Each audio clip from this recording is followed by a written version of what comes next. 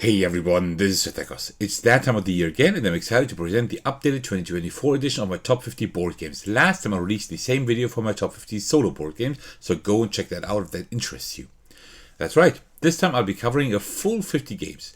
Just a quick note before we jump in. I'm only ranking games I've played enough to feel confident in their placement. If you don't see a game on this list, it might be because I haven't played it enough, haven't tried it yet, or it's a game I only play solo. Solo-only games won't be part of this list, but you can check out my top 50 solo games list from last week for those. This list reflects my personal preferences, so it's totally okay if your favorites don't match mine. Instead of debating our differences, let's celebrate them. I'd love to hear about your favorite solo games in the comments. Your suggestions could even become my next favorite game, who knows. You'll also notice a few honorable mentions on screen right now. Games I enjoy, but that didn't quite make the cut this year or need more plays to solidify their spot. Now enough chatter, let's jump into the list. Bärenpark had been on my radar for ages, and now that I've finally played it, I absolutely love it. This might be one of my most favorite polyomino tile-laying games ever. The Bärenpark theme is charming, even if it doesn't heavily influence gameplay and the racing element adds a fun competitive edge. It's a fantastic game all around. Death Valley is a compact push-your-luck game with surprising depth. The central challenge of deciding when to take risks and when to play it safe drives its addictive gameplay. Its captivating theme and George's artwork elevated further, making it a delightful, fast-paced choice for any game night. Just be mindful of the fact that this plays 1 to 2 players only. As a fan of both poker and cooperative games, the gang immediately caught my attention, and it did not disappoint. The cooperative poker game is one of my favorite small box hits of this year. Its simple yet brilliant mechanisms are incredibly engaging, and I find myself recommending it to everyone right now. Skulls of Sedlec is a brilliantly designed puzzle game made up of just 18 cards. Players arrange skulls in specific patterns to maximize their scoring potential, which is both challenging and deeply satisfying. The game's compact size and clever mechanisms make it a shining example of minimalist design done just right. Fantastic Factories is an engine building game that strikes the perfect balance between strategic depth and approachability. Players design factories to generate increasingly powerful effects, all within a quick and seamless game flow. The approachable rules and engaging gameplay make it a favorite for both casual and seasoned players alike. So far, everyone I have played this game with really enjoys it. Floriferous is a charming set collection game that wins over nearly everyone who plays it with me. The decision making is deceptively simple yet intriguing, as the row you draft from impacts both your current and future turns. Do you choose a card that helps your strategy right now, or one that gives you an edge in the next round? With its delightful theme and satisfying gameplay, it's a hit every time. Viticulture is a worker placement game I thoroughly enjoy, though I wish I could love it even more. Its tight mechanisms demand careful planning, making every decision meaningful. However, the luck involved in card draws can sometimes detract from the experience. Despite this, the rich winemaking theme and solid gameplay make it a strong favorite of mine. Five Tribes is a timeless classic that remains a prime example of elegant design. Despite its simple premise, moving a handful of meeples across tiles and placing them strategically, it offers layers of strategic depth. The abundance of decisions to make on each turn ensures a consistently engaging experience. It's truly one of the greats if you ask me. The Taverns of Tiefenthal boasts one of the most engaging themes in board gaming in my opinion. You run a tavern, aiming to attract customers and sell beer to upgrade your establishment. This creates a satisfying loop, where upgrades allow you to serve even more customers. The game's deck building mechanisms and upgrade system are standout features that make it very unique as well as enjoyable. Libertalia Winds of Galecrest is a delightfully chaotic game for up to 6 players with a touch of deduction. All players start with the same set of cards, but the timing of when you play them is crucial. This revamped edition by Streamlined Games introduces streamlined rules, fresh artwork, and a solo mode. Though it doesn't hit the table often, it's always a memorable and enjoyable experience when it does.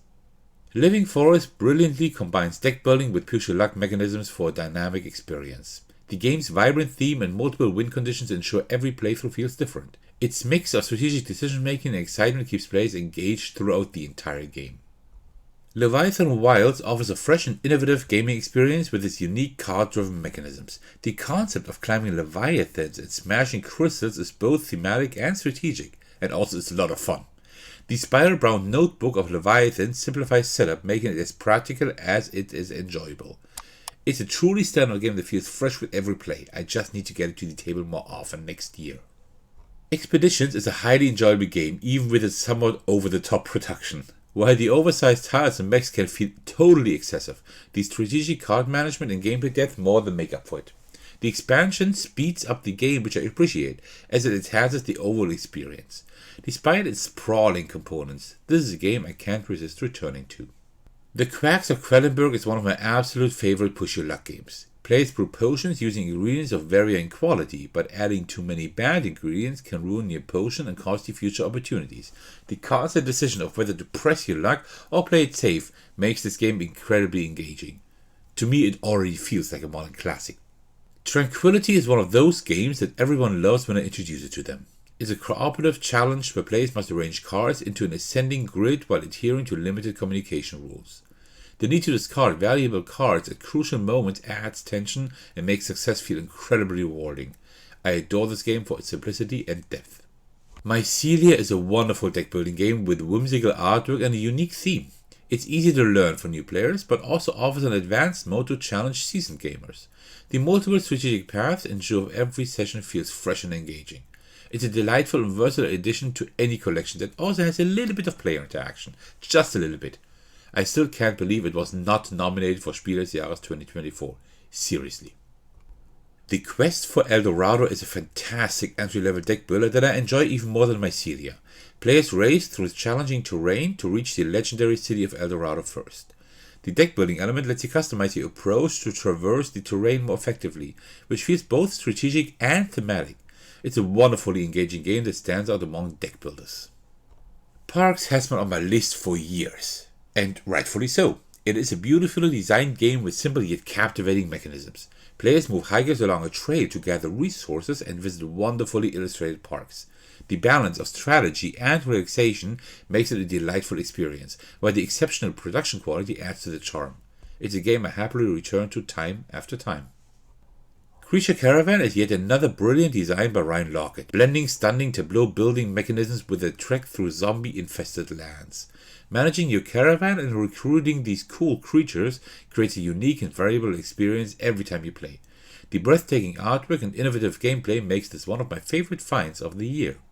Skyteam is an incredibly engaging two-player game that relies heavily on teamwork. One player takes the role of the pilot, while the other is the co-pilot, and together you must successfully land the plane.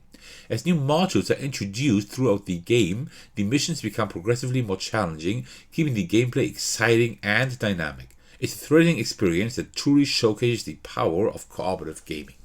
Peacemakers Horrors of War is a polished evolution of its predecessor, Dawn of Peacemakers. The streamlined gameplay and addition of horror cards take the experience to new heights. The strategic depth is impressive, with unique factions and characters adding variety to every game. Its sadly thematic relevance of war and thoughtful design make it a standout choice in my collection. Coming in next is Meadow, a game that is as beautiful as it is fun. The gameplay is incredibly solid. You collect sets of cards by meeting the requirements fulfilled by other cards in your tableau. But as you add those new cards to your tableau, old symbols are covered up by those. So your tableau always changes, which is really exciting. It's a calming yet strategic experience that always feels rewarding. I can't recommend this game highly enough. Next on my list, like every year, is Ryan Lockett's Above and Below. This is a tableau building game where you develop buildings for a new village. The twist is that you can build not only above ground but also below it. The exploration aspect comes into play as you make decisions during story snippets, earning resources and building opportunities. It's one of my absolute favorite games. This War of Mine is an emotionally powerful game that puts you in the shoes of civilians struggling to survive in a war-torn city. The resource management, nighttime scavenging and shelter defense mechanisms are deeply engaging. It's a hauntingly immersive experience with tough decisions that leave a lasting impact. While the gameplay is excellent, the somber theme makes it a heavy experience that's not for everyone. Dale of Merchants is one of my all-time favorite deck-building games. The theme and artwork, as with all Snowdale design games, are simply fantastic. The gameplay tweaks traditional deck-building mechanisms by challenging you to be the first to complete a tableau of ascending numbered cards. With all the available decks, the variety and replayability are immense. It's definitely a hidden gem worth checking out.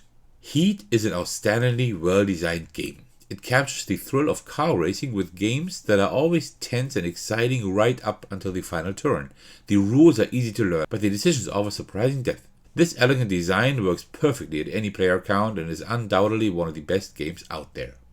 Sleeping God makes my list every year. It is an incredibly immersive adventure game with breathtaking artwork and compelling stories. The open world exploration and meaningful choices ensure that every session feels unique. It's a game that rewards careful planning and thoughtful decision making, making it a truly unforgettable story-driven experience.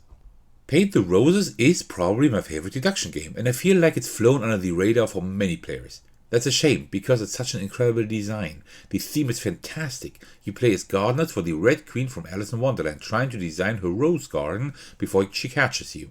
It's a tough cooperative puzzle that is incredibly thinky yet elegant and consistently fun. Definitely one of my all-time favorites. Black Angel is one of the most complex games in my collection. While it doesn't hit the table as often as I'd like, it's such a standout that it remains firmly in my rotation. The design masterfully combines diverse mechanisms that feel like mini-games working together seamlessly. Every time I introduce it to new players, their enthusiasm speaks volume about this fun factor.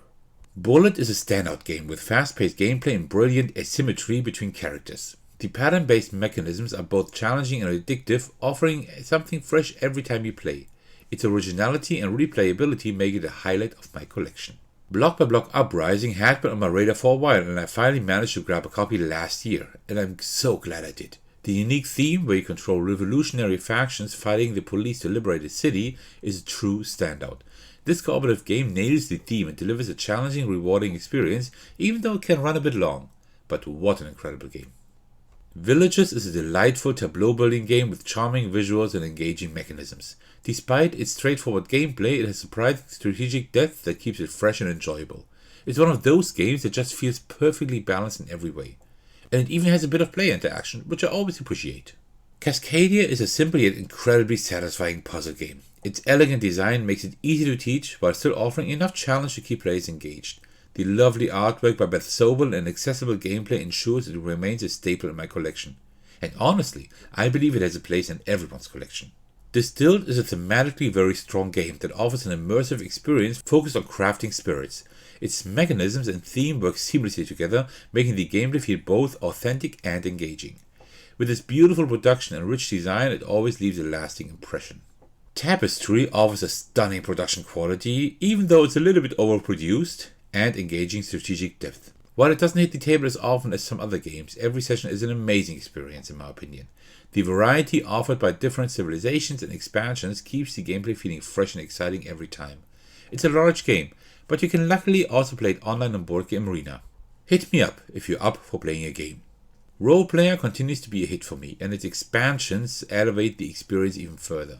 Crafting a character with thematic traits while making strategic decisions is endlessly enjoyable. Whether playing solo or with friends, this game always hits home.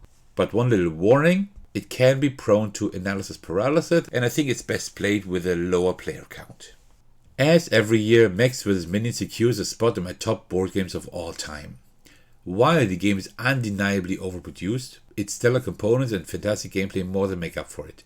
It's a programming game where you set your moves before the round with two twists. Move persists between rounds, creating chaotic fun, and it's cooperative. This game is an absolute blast, hilarious, underrated, and a joy to play. Sleeping Gods Distant Skies refines the original with streamlined mechanisms, making it easier to set up and more approachable overall. While it doesn't match the depth of storytelling found in the first game, I'd say it's likely the best entry point to the series. Ryan Lockett once again delivers an innovative and adventure-driven design, ensuring the sequel feels fresh, while staying true to its roots.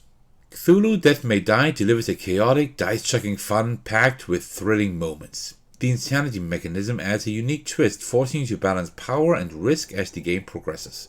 It's always wildly entertaining and an absolute blast to play. Also, it's a game with very simple rules that are quick and easy to teach, making this my most favorite dungeon crawler. The Artemis Project stands out with its clever dice placement and high level of player interaction. Its tactical gameplay creates exciting moments filled with risk and reward because you always need to weigh the options of trying to get better rewards, but also risking other players to push you down the track, minimizing rewards. This constant tension keeps everyone engaged, making it a favorite at my table. Keep the Heroes Out is an absolute delight, with its charming aesthetics and challenging gameplay. Beneath its adorable components lies a tough and rewarding game that always holds my attention and always challenges me. The variety of monsters and scenarios adds plenty of replayability. It's a very unique, asymmetric, cooperative experience. Dawn of the Zeds offers an epic, tension-filled gaming experience. Though it's both lengthy and complex, it delivers an unparalleled sense of immersion and excitement. There are so many past memorable moments I still think of today. Each session feels like a gripping survivor story, making it a standout in my gaming collection. Slay the Spire has been a fantastic addition to my collection this year. It's an exceptional adaptation of the video game, preserving its core essence while optimizing it for tabletop play. Strategizing as a team and overcoming challenges together is incredibly satisfying. This game never gets old, I feel. Only You're may be an older title, but it felt like a revelation when I finally played it this year for the first time. The backbuilding mechanism is both elegant and deeply strategic. Every decision carries a certain weight, and I love how the game unfolds and evolves as each round progresses. Spirit Island is still one of the most exhilarating cooperative games I've ever played. The idea of playing as powerful spirits defending their home is such a refreshing concept, even though I've played it numerous times. The variety of spirit abilities and all the strategic options you have make every session feel distinct, and its complexity keeps me coming back for more. It's a Wonderful World continues to amaze me with its clever and elegant design. The simple rules lead to a game filled with tactical decisions and smart planning. I love how it pushes you to think several steps ahead, making every playthrough unique and rewarding. Yes, it is quite thinky, but it's also quite easy to learn. Aeon's End is a brilliant deck building game that has remained a staple in my collection for years. Its innovative mechanism and vast variety of content create endless opportunities for different playthroughs. It consistently delivers a challenging and engaging experience, keeping it firmly near the top of my list. We are now entering the top 3, and the Castles of Burgundy has been a long-time favorite of mine, and the updated edition elevates the experience even further. The improved components and thoughtful enhancements breathe new life into this classic. Its strategic depth is as rewarding as ever, securing its place in my collection. And yes, I have played this game more than 200 times. Lands of Gelzer has become my favorite narrative-driven board game over the past years. Its rich storytelling and vibrant world draw me in every time I play. Although it skips traditional mechanisms like progression or a lot of looting, its immersive tales make up for it. Each session feels like I'm stepping into a beautiful woven narrative and a beautiful world. I absolutely love this game. Yes, Wingspan is still my number 1 board game. What a surprise. It remains my all-time favorite medium weight game. The game has an incredible charm and a nice strategic depth.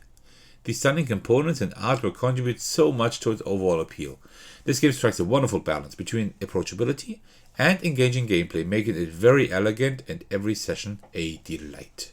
Want to play digitally on Board Game Arena? Hit me up. Well, and that's a wrap on my top 50 board games for 2024. Now it's your turn.